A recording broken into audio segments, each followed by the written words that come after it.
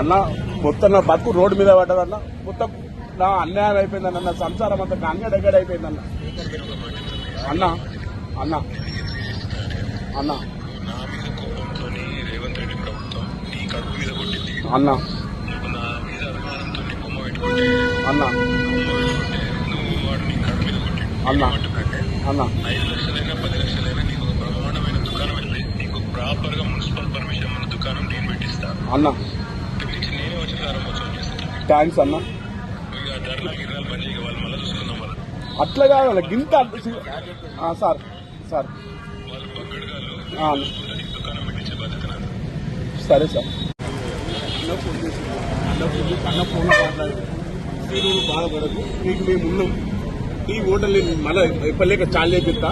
నీకు కలెక్టర్ తోటి మున్సిపల్ తోటి నీకు ఏ సంబంధం లేదు. 5 లక్షలు కానీ 10 లక్షలు కానీ నేనే భరించుకుంటా. నా పేరు మీద మళ్ళీ ఓటర్లు పెట్టిస్తాను. నాకు చాలు, అదే సంతోషం. అన్న పేరు మీద మళ్ళీ ఓటర్లు చాలు చెప్తా.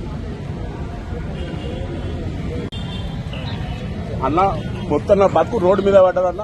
మొత్తం నా అన్యాయం అయిపోయిందన్న. నా సంసారం అంతా గంగడగడ అయిపోయిందన్న. అన్న అన్న అన్న నా మీద కోపంతో రేవంత్ రెడ్డి ప్రభుత్వం నీ కడుపు మీద కొట్టింది అన్న.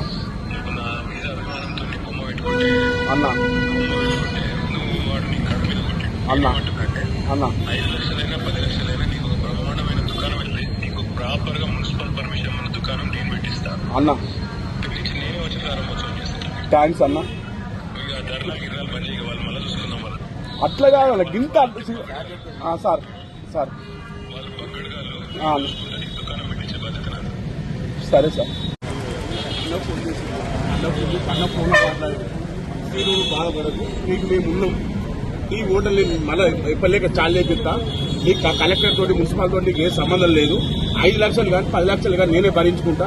నా పేరు మీద మళ్ళీ ఓటర్లు పెట్టిస్తాను. నాకు చాలు, అదే సంతోషం. అన్న పేరు మీద మళ్ళీ ఓటర్లు చాలు చెప్తా.